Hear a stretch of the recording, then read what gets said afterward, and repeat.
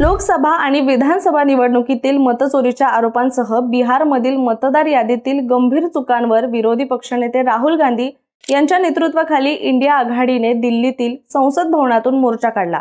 या मोर्चामध्ये जवळपास 300 खासदार सहभागी झाले होते। या मोर्चात प्रियंका गांधींसह सर्व खासदारांनी मिंता देवी नावाचे टी-शर्ट घातले होते आणि याचवरून देशभरात चर्चा रंगली। आणि मिंता देवी नेमक्या कोण अशी उत्सुकता लोकांमध्ये पाहायला मिळाली। तर मिंता देवी या बिहारच्या सिवान जिल्ह्यातील अर्जानीपूर गावातील रहिवासी असून त्यांच्या नावासमोर मतदार यादीत 124 वर्ष वय नोंदवलं गेलं होतं।